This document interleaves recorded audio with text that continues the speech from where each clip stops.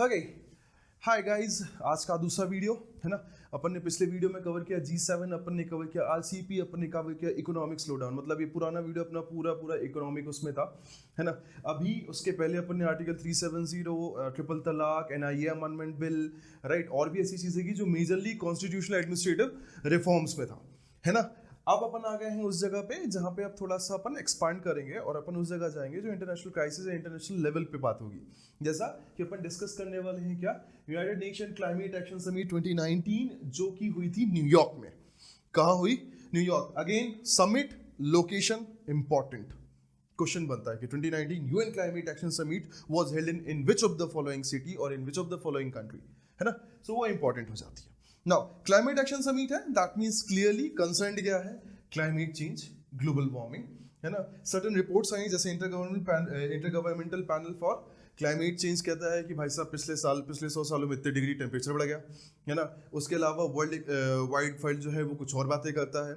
उसके अलावा और भी चीज़ें हैं जो अलग अलग तरीके से कंसर्न दिखा रही हैं क्लाइमेट चेंज को लेके। देयर वाज सर्टेन इंसिडेंट्स, चाहे वो अमेजन रेन फॉरेस्ट हो, ये 2014 से 2018 का जो पर्टिकुलर 4 साल का टाइम है, ये हॉटेस्ट रिकॉर्डेड ईयर्स थे सीरीज में, है ना। तो ऐसे बहुत सारे पॉइंट्स हैं जिनको सबसे पहले प्रेजेंट किया गया। प्रेजेंट करने के बाद हमने बात चालू की एंड मोस्ट टॉप टॉपिक जो उसमें था वो था पेरिस क्लाइमेट डील 2015।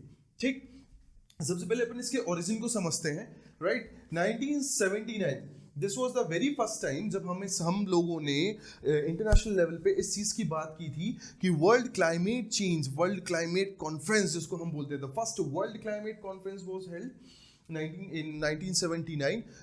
किस जगह हुई? तुम्हारा होमवर्क है, right.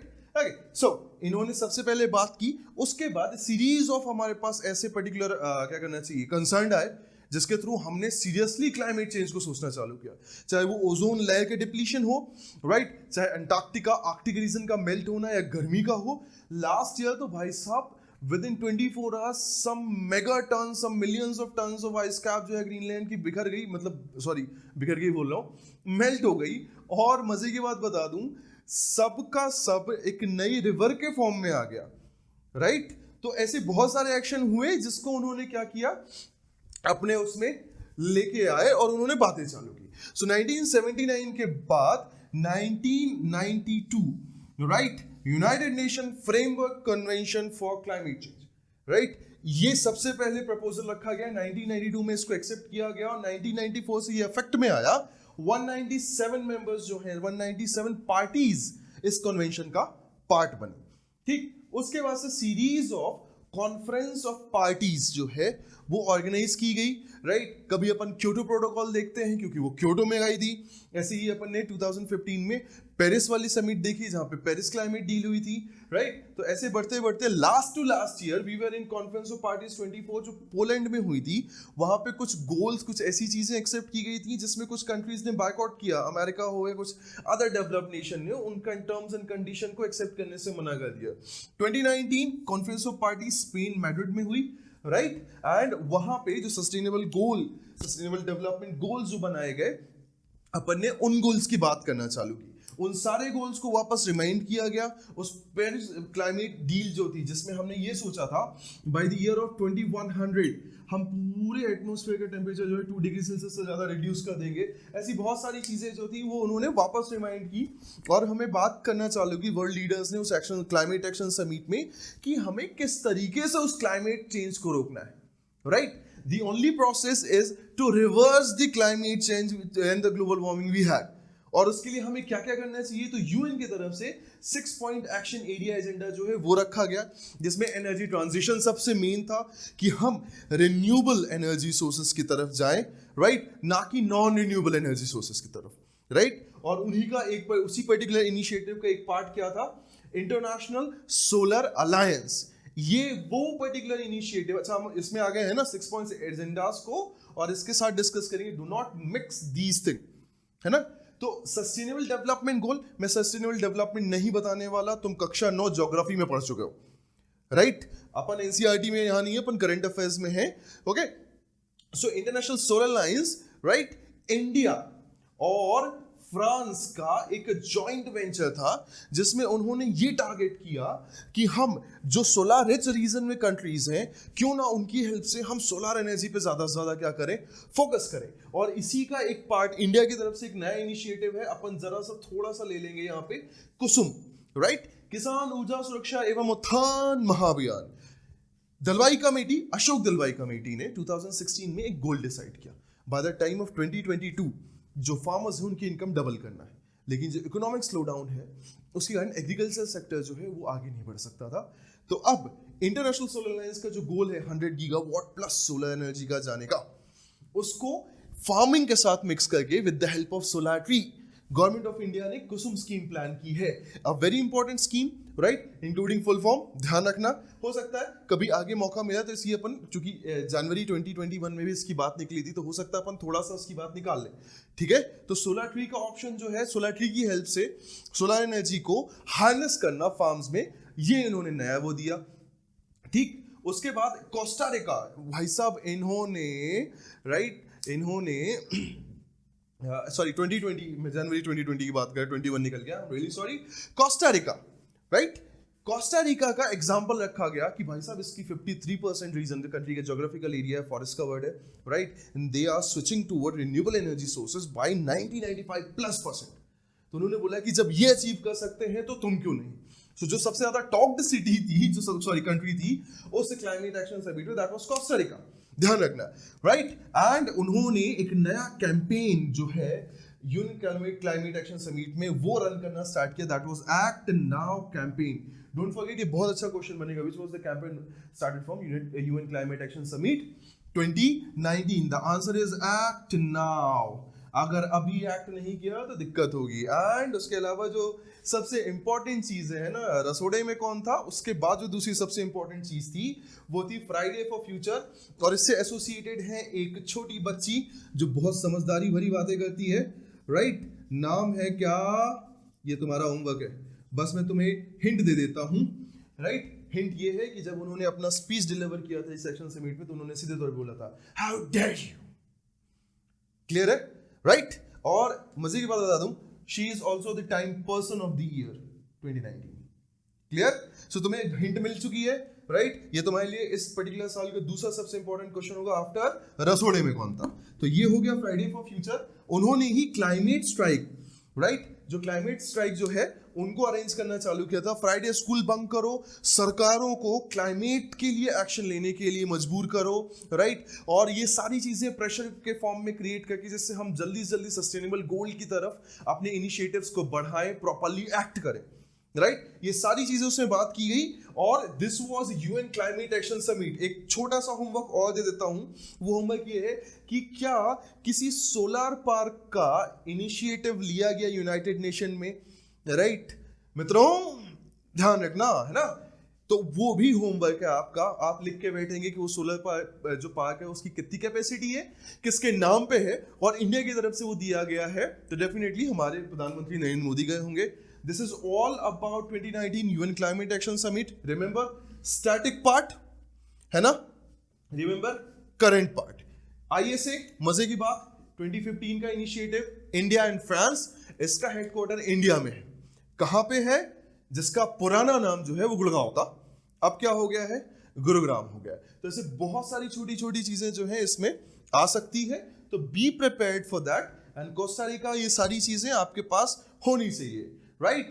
Okay, so this is it for UN Climate Action Summit. Let's move to next topic, right? Okay, so अगला टॉपिक हमारा क्या है, अब हमें जो पढ़ना है वो है सीरियन क्राइसिस, राइट। बहुत सारे एडिटोरियल्स, बहुत सारे आर्टिकल, इंटरनेशनल लेवल पे शायद one of the most talked topic था सिंस 2011 में कह सकता हूँ, राइट। 2011 से लेके अब तक अगर मैं देखूँ ना, तो ये प्रॉब्लम सॉल्व होने का नाम ले रही है, बल्कि ये क्राइसिस कंटिन्यू बढ़ता जा रहा है। My question starting from this is why Syria, right? Why Syria? Because Syrian geographical region is in that position, पूरे वर्ल्ड में ये वो जियोपॉलिटिकल रीजन है जहां से सेंट्रल एशिया हो, राइट, जहां से क्या हो, मिडिल ईस्ट या वेस्टर्न एशिया हो, राइट, या नॉर्दर्न अफ्रीकन रीजन हो या यूरोपियन रीजन हो, है ना, ये सबके सबके लिए एक जंक्शन का टाइप बन जाता है। और जब अपन नॉर्थन अफ्रीका और वेस्टर्न एशिया, मिडिल ईस्ट की बात करते हैं, तो हमारे दिमाग में सिर्फ और सिर्फ एक चीज आती है, वो है पेट्रोलियम। अब भाई साहब, आज से नहीं है कहानी, 1919 वर्साइले ट्रीटी से लेके अब तक दुनिया भर में मेजॉरिटी ऑफ लड़ाई जो है वो किस पे है? पेट्रोल पे है, राइट। ये बड़ा सिंपल है, और हर एक वो लड़ाई जो पेट्रोल पे है उसमें सीधे तौर पे एक नाम आना जरूरी होता है, उसका नाम है USA, United states of America, right. एक बढ़िया एडिटोरियल पढ़ा था मैंने इकोनॉमिस्ट में, हिंदी में। बाद में एक बहुत ही जानकार आदमी, मेरे जो गुरुदेव है, उनने बोला, बोले अमेरिका का एक कहने चाहिए फंडामेंटल वो है, तरीका है, ये ऑयल रिच रीजन में जाते हैं और वहां पे लोगों के रिसोर्सेस, जो गवर्नमेंट है उसके रिसोर्सेस, ऑयल वगैरह को प्रोटेक्ट करने की बात करते हैं, बाद में लोगों का ही तेल निकाल के चले आते हैं, right. I have examples, I mean Iraq है, अफगानिस्तान है, सीरिया है, right. So we can say this. So अभी का टॉपिक यही है कि यूएसए ने इस बार क्या किया 2019 में, जिसके कारण हमें ये वापस पढ़ना पड़ा।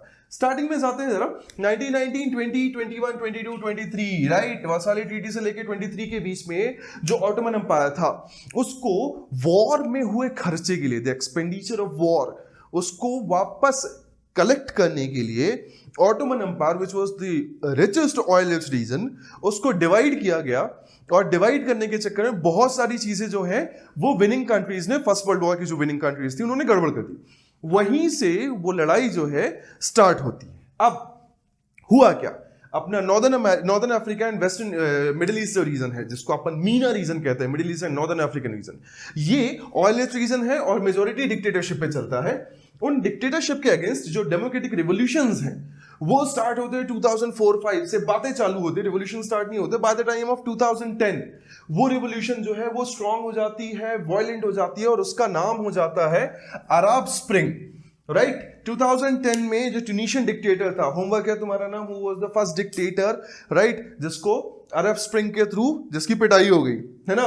ट्यूनीशियन डिक्टेटर जो था उससे स्टार्ट हुई, वहां की डिक्टेटरशिप हटाई गई, फिर इजिप्ट पहुंची, फिर यहां पहुंची, फिर वहां पहुंची, फाइनली 2011 में पहुंची सीरिया, राइट।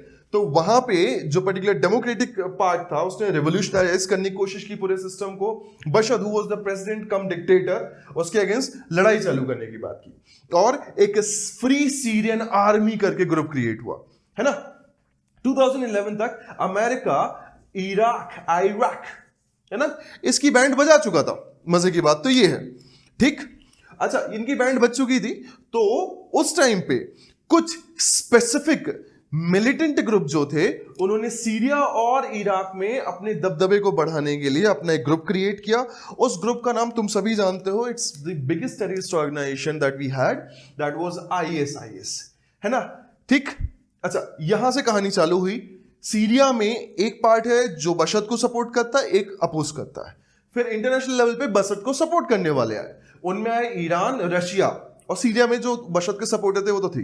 बशर के बाद उसके अगेंस्ट आए US, Saudi Arabia, Israel. US क्यों आना है भाई? आदत है, ठीक है, दूसरे के फट्टे में टांग अड़ाना आदत है। सऊदी अरेबिया क्यों आया? क्योंकि ईरान साथ दे रहा है बशर का। इजराइल क्यों आया? भाई ब्रो कोड फॉलो करते हुए यूएस के साथ। रशिया क्यों आया? क्योंकि ये, राइट। मेरे गुरुदेव कहते हैं कि रशिया में पुतिन को ना 2004 से लेके अब तक के सारे पीस प्राइज दे देने चाहिए, क्योंकि इन्होंने अमेरिका की हरकतों पे लगाम लगाई है, राइट। उनका थोड़ा सा कम्युनिस्ट व्यू पॉइंट है, अपन उस पर नहीं जाते, बस ये जोक था, जोक पे रखो, ठीक। ये पर्टिकुलर मेजर कंट्रीज हो गई जो फाइटिंग कंडीशन में पहुंची। Overall approximate 17 different countries, right, उनकी आर्मी डिप्लॉयड है सीरिया में। और वहां पे 2011 के बाद 2014 आते आते बच्चे लोग क्रिएट हुई कंडीशन सिविल वॉर की। और अब जो पर्टिकुलर फ्री सीरियन आर्मी है, बशर आर्मी है, ISIS है, ISIS के अलग अलग फ्रंट हैं, नुसरत, जैश अल इस्लाम, ऐसे बहुत सारे फ्रंट, और उनके अगेंस्ट ये सारी कंट्रीज उनको सपोर्ट अपोज करते करते लड़ रही हैं सिविल वॉर। बैंड बजी हुई है, millions of people have died, millions of people have been displaced and continuous, ठीक। उसी बीच आते हैं कुर्द्स। इनका बढ़िया हिस्ट्री है भाई साहब। कुर्दिस्तान 1920 के पहले एक पूरा का पूरा रीजन होता था। जब वो पार्टीशन हुआ ऑटोमन एम्पायर का, तो ये सीरिया, इराक, टर्की, ईरान इसमें डिवाइड हो गए, राइट, लेकिन इनका कल्चर सेम था. They started demanding the combined unite Kurdistan. उस चक्कर में 1984 से जो एक पर्टिकुलर सोशलिस्ट रेवोल्यूशन, क्या कहना चाहिए, रेवोल्यूशन कुर्दिस्तान के लिए चला, वो हुआ जो फाइनली 2013 में जाके सीरिया के साथ पीस में आया. But Quds were well aware about the geographical location where ISIS was deployed, was active. तो Quds ने यूएस को सपोर्ट किया ISIS को तोड़ने में. ठीक है, राइट. मजे की बात चल रही है भाई साहब. अमेरिका हेल्प लेके ISIS को खत्म कर रहा है और हीरो बन रहा है ना. अब लास्ट ईयर जो अबू बकर अल बगदादी है ना, जो कि किसका लीडर है, ISIS का, उसको मार दिया गया और ये डिक्लेयर कर दिया गया अमेरिका की तरफ से कि भाई ISIS खत्म हो गया, है ना. ठीक, अब ISIS खत्म हो गया, अमेरिका काम हो गया क्या, अमेरिका हीरो बन गया क्या, बन गया. अमेरिका जब हीरो बन गया, उसके बाद की कहानी है कि अमेरिका ने बोला, बोले ठीक है, हम तुम्हारे साथ वही करेंगे जो हमने उसामा बिन लादेन के साथ किया था. पहले हम तुम्हें हेल्प करेंगे गवर्नमेंट गिराने के लिए, फिर जब तुम्हारा काम हो जाएगा तो हम तुम्हें छोड़ देंगे. उन्होंने इनके साथ भी यही किया. जैसे ही अमेरिका सीरियन क्राइसिस से बैकआउट करता है, वैसे ही ये जो ट्रायंगल में यानी यहाँ पे लिखा हुआ कुछ यूएस एंड टर्की का, इसमें से एक पार्ट चला जाता है, राइट, और इनके बीच में लड़ाई चालू हो जाती है. Turkey, right, which is kind of buffer zone, जो कि पीस के लिए एक अच्छा रोल प्ले कर सकता है, उसने उस पीस को एक अलग तरीके से रिप्रेजेंट किया. उन्होंने नॉर्दर्न सीरिया जो है उसको बोला कि हम नॉर्दर्न सीरिया से ISIS कोड्स इन सबको हटा के नॉर्दर्न सीरिया पे कब्जा करना चाहते हैं. एंड नॉर्दर्न सीरिया पे जो डिस्प्लेस्ड रिफ्यूजीज हैं, सीरियन रिफ्यूजीज जो टर्की आए हैं, हम वहां उसको उनको क्या कर देंगे, स्टैब्लिश कर देंगे. ठीक, मजे की बात, जो एक्सपर्ट्स हैं वो सीधे कहते हैं कि ना ना ना ना, you don't want piece, you want 30% of Syrian oil field, जो कि नॉर्दर्न सीरिया में है. इसलिए कुर्द्स अपनी जगह से पीछे नहीं हटना चाहते, है ना. उनको वो ऑयल रिच रीजन दिखता है और अब टर्की ने उनके ऊपर अटैक्स चालू कर दिया. ठीक, अमेरिका बढ़िया डेविल्स फेस बना के साइड हो गया, अपना काम बनता है ना, और अपन निकलता, बाकी तुम समझदार. और कुछ फाइटर जो है, they are still struggling for that peace treaty जो 2013 में टर्की के साथ हुई थी, राइट. इन्होंने हेल्प भी किया, इन्होंने वापस झेल भी रहे हैं. ठीक, ये ओवरऑल पिक्चर जो है वो सीरियन क्राइसिस की. अब जरा क्वेश्चंस में चले जाते हैं. क्वेश्चंस में जरा स्टैटिक वाले पार्ट पे जाते हैं. तो अरब स्प्रिंग, वेरी गुड, ये अपन ने बात कर ली, एक बढ़िया क्वेश्चन. सीरिया कब पहुंची वो स्प्रिंग, ये रहा कहानी. एग्जैक्ट सिविल वॉर कंडीशन कब आई, ऐसी आई. Who is the leader from Syrian side, governmental side, Bashar की बात करते हैं अपन, राइट. ये कंट्रीज का इन्वॉल्वमेंट, ISIS का ओरिजिन, ISIS का खत्म होना. The most important person in question, that is what, Abu Bakr al Baghdadi. And apart from that, two major cities, है ना. एक दुनिया की one of the oldest civilisation वाली सिटी थी, उन दोनों सिटीज के नाम, जो उनका मेजर एरिया था. क्लियर, कुछ क्या थे, कहां से कहानी खत्म हुई, चालू हुई, और अभी किसके बीच में लड़ाई कंटिन्यू हुई, और अमेरिका कैसे चला. ठीक, ये सारा का सारा पार्ट, जितने ऑब्जेक्टिव पॉइंट्स तुम्हें मिल रहे हैं, ये सब के सब सीरियन क्राइसिस में क्या है, राइट, सेट है. दीज आर द क्वेश्चंस, है ना. Let's meet into next topic. तब तक मैं इसको हटाता हूं. ओके, सो नेक्स्ट टॉपिक हमारा आज का, that is South China Sea, another one of the major international event issue mainly जो बात किया गया. अच्छा, सितंबर अक्टूबर में, है ना, mainly September October was full of international summits, है ना, including Indian ocean conference, right. और इसी दौरान मालदीव में हुई इस कॉन्फ्रेंस में साउथ कोरियन जो एम्बेसडर थे, उन्होंने सीधे तौर पे चाइना को इंटरनेशनल सी लॉज वायलेट करने के लिए क्या किया, जिम्मेदार ठहराया, राइट. और उन्होंने सीधे तौर पे Chinese claim to South China Sea उसको डिनाई कर दिया, राइट. चाइना की आदत, पहले तिब्बत, जियांग, इंडिया, अक्साई जिन, राइट. अब कहां पहुंच रहे हैं ये, सी में.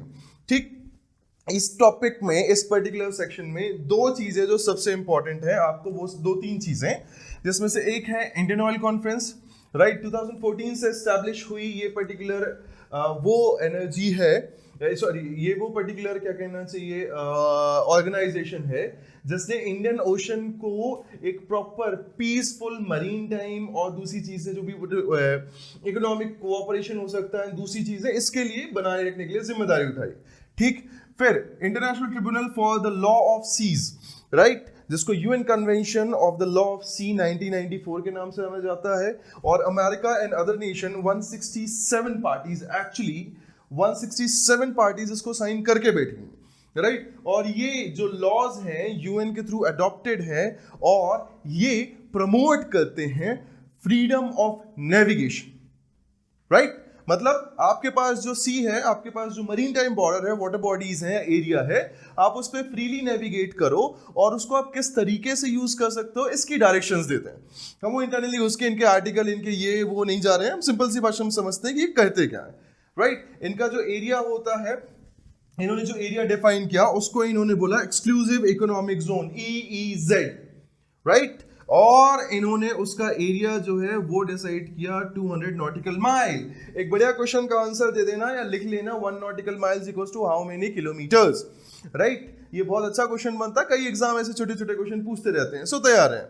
सो क्या अलाउ है इकोनॉमिक जोन में, एक्सक्लूसिव इकोनॉमिक जोन में? पहला मरीन लाइफ प्रोटेक्शन, दूसरा घूमना फिरना, economic cooperation, and third resource and other thing जो है उनका extraction to a limited level, जिससे मरीन टाइम या जो ओशियानिक बायोडाइवर्सिटी है वो डैमेज ना हो, राइट। ये EEZ है ना, सिंपल सी। उसमें अब अपन बात करते हैं साउथ चाइना सी की। तो सबसे पहली चीज जो हमें समझनी है कि यार चाइना के पास दुनिया भर में सारे सीज को छोड़ के ये साउथ चाइना सी ही क्यों मिला, राइट। नाउ मजे की बात बताऊं, हम जैसे साउथ चाइना सी कहते हैं, वियतनाम वाला उसे कुछ और कहता है, फिलीपींस वाला उसे कुछ और नाम दे देता है, इवन जो आइलैंड्स के नाम डिस्क्राइब किए गए हैं वो भी अलग होते हैं। अच्छा, आइलैंड से याद आया, एक्सक्लूसिव इकोनॉमिक जोन में कंस्ट्रक्शन जो है वो भी अवेलेबल है। मतलब अगर आप आर्टिफिशियल आइलैंड बनाना चाहते हो तो वो आर्टिफिशियल आइलैंड जो है वो आप बना सकते हो, लेकिन हाँ अपने एरिया में, है ना, पड़ोस के घर में नहीं, राइट। और यहीं से ये दिक्कत चालू हुई। हिस्टोरिकल जरा से उसमें जाते हैं, पहले इंपॉर्टेंस समझ लेते हैं पूरी तरह। UNCTAD, United nation conference for trade and development, right, 1964 का ये इंस्टीट्यूशन जो है दुनिया भर में ट्रेड डेवलपमेंट के लिए क्या करता है, प्रमोशन करता है ना। इन्होंने कुछ सालों पहले एक रिपोर्ट निकाली जिसमें बताया कि जो साउथ चाइना सी है, राइट, वो 21st सेंचुरी का मोस्ट क्या कहना चाहिए जो most of the global trade है, इकलौता अगर सी रीजन देखा जाए तो अप्रोक्सीमेट 40% के आसपास जो ग्लोबल सी ट्रेड है वो इस एरिया से गुजरता ही है। Region China, manufacturing hub, China से इंडियन ओशन, बाकी सारी चीजों से कनेक्ट होते हुए अफ्रीका, यूरोप, उसी से कनेक्ट होते हैं Australia and Oceanian countries, right, and वहीं पे अपने को बहुत सारी अलग अलग चीज मिल जाती है। तो डेफिनेटली ये एक इंपॉर्टेंट ट्रेड रूट हो गया। दूसरा इंपॉर्टेंस पॉइंट ये समझो कि South China Sea is having huge resources of petroleum and other mineral. तो अगर वो मेरा EEZ है, राइट, एक्सक्लूसिव इकोनॉमिक जोन, तो मेरे को वहां पे resource exploitation to a limit allow है, तो मैं क्यों ना यहाँ का पेट्रोल निकालूं। अपन ने पिछले टॉपिक में ही बोला, दुनिया भर में जो नई शताब्दी या सेंचुरी वो मेजोरिटी लड़ाई पेट्रोल के लिए हो रही है, राइट। तो चाइना ने क्या किया, चाइना ने इस पे based on their historical claim, historical क्या कहना चाहिए अथॉरिटी, मॉडर्न 21st सेंचुरी में उसको क्लेम किया। उन्होंने बोला कि हिस्टोरिकली जो साउथ चाइना सी है वो चाइनीज एम्पायर का पार्ट है, इसलिए जो भी 1994 का कन्वेंशन फॉर सी लॉज है, लॉज ऑफ सीज है यूनाइटेड नेशन का, उन्होंने उसको मानने से मना कर दिया और बोला कि इसमें हमारा हिस्टोरिकली क्या है, राइट है, एंड इस हिस्टोरिकल राइट के बेसिस पे उन्होंने 9 dash line approximate 1150 mile long जो पर्टिकुलर लाइन है उसको वापस मैप में दिखाया और साउथ चाइना सी की 90% टेरिटरी क्लेम कर ली। ये पूरी वो टेरिटरी थी जो अदर आशियान नेशंस एंड दूसरी पर्टिकुलर कंट्रीज के भी एक्सक्लूसिव इकोनॉमिक जोन में आता था। तो अगर ऐसा है कि एक आंगन 4 भाइयों के बीच में है तो उस आंगन का बंटवारा जो है वो 4 भाइयों के साथ बैठ के होने वाला होना चाहिए, ना कि मैं बड़ा हूं तो मैं कह देता हूं नहीं भाई मेरा है, राइट। तो उन्होंने इस चीज को जो आसियान नेशन थे उन्होंने इसका अपोज किया, नंबर 1। नंबर 2, उसी टाइम पे चाइना ने आर्टिफिशियल आइलैंड्स जो है वो बनाना चालू कर दिए। चलो भैया तुम आइलैंड बनाओ, जैसे दुबई का पाम आइलैंड है, घूमो फिरो मजे करो। तुम आइलैंड ऐसे बना रहे हो जिसको तुम एग्जैक्टली नेवल बेस के फॉर्म में क्या कर रहे हो, क्रिएट कर रहे हो। अरे यार तुम घर बनाओ समझ में आता है, तुम पूरा का पूरा नेवी का डेरा बना दोगे तो डेफिनेटली हर एक कंट्री के दिमाग में क्या आएगा कि चाइनीज जो है अगेन खुराफात में जुड़े हुए हैं। Apart from that there are several incident जब चाइनीज डोमिनेशन, चाइनीज नेवी का डोमिनेशन वहां पे रिकॉर्ड किया गया एंड आसियान नेशंस ने उसको इंटरनेशनल प्लेटफॉर्म पे भी रखा। इंडियन ओशन कॉन्फ्रेंस में भी ये बात निकली। एंड जैसे ही अपन आ जाते हैं किसमें, मई वाले उसमें, जब नेक्स्ट 2020 मई में आएंगे, तब आपको पता होगा कि वियतनाम के कुछ मछुआरों को मार दिया गया, राइट, जो वहां पे फिशिंग करने गए थे चाइनीज नेवी के थ्रू, ये कहते हुए कि तुम हमारे टेरिटरी में बिना बताए घुसे हो। तो ऐसे बहुत सारे छोटे छोटे इवेंट्स जो हैं इसमें आते रहेंगे, याद रखना। तो ये है पूरा का पूरा इशू साउथ चाइना सी का, जिसमें चाइना इंटरनेशनल कन्वेंशन जो है उसको मानने से मना करता है एंड आसियान नेशन, यूएस और इंडिया जैसी कंट्री उस पर्टिकुलर कन्वेंशन को सपोर्ट करती हैं, right. Now India stand, India एक ऐसा पर्टिकुलर कंट्री रहा है जिसने हमेशा किसी भी पर्टिकुलर कंट्री की सोवरेनिटी जो है उसको कभी भी चैलेंज नहीं किया और वो उसकी रिस्पेक्ट भी करता है। तो जब आसियान नेशन की सोवरेनिटी जो है क्वेश्चन होती है तो डेफिनेटली इंडिया किसकी तरफ रहता है साउथ चाइना सी के इशू में, आसियान नेशन के through. ASEAN stands for association for south east Asian nation, है ना। इसके साथ होता है, अपन ने लास्ट जो आरसीपी वाला पार्ट पढ़ा था उसमें भी अपन ने बात की थी, आसियान के साथ हमारा ऑलरेडी फ्री ट्रेड है। इंडिया का अप्रोक्सीमेट $40 बिलियन का ट्रेड होता है आना जाना मिला के आसियान के साथ, और उसमें हमें फायदा है। तो हम क्यों चाइना का साइड लेंगे, ये दूसरा रीजन है। और इंडिया के पास एक बहुत ही पर्टिकुलर अच्छा मौका है eastern Asia, south east Asia में अपनी पकड़ और अपनी दोस्ती को मजबूत करने का भी। सो डिप्लोमेटिकली एंड ऑथेंटिकली ये दोनों चीजें जो हैं वो अपन क्या करेंगे, इंडिया उसको अपनी तरफ रखती है। नाउ क्वेश्चंस में आते हैं, ये कॉन्फ्रेंस कब स्टैब्लिश हुई, 2019 की कॉन्फ्रेंस कहाँ हुई, राइट। ये लॉ कब आया, कितनी कंट्रीज हैं, nautical mile, exclusive economic zone, जितने ऑब्जेक्टिव क्वेश्चन बन रहे हैं। 9-9 किससे एसोसिएटेड है, ये UNCTAD की जो पर्टिकुलर रिपोर्ट है, तो UNCTAD becomes a very important organization. इसका हेडक्वार्टर तुम्हारा होमबर्ग है, हिंट दे देता हूँ, जर्मनी में, ठीक, इससे ज्यादा नहीं, कछु नहीं, ठीक। अब यहाँ पे हमारा ये टॉपिक कंप्लीट होता है।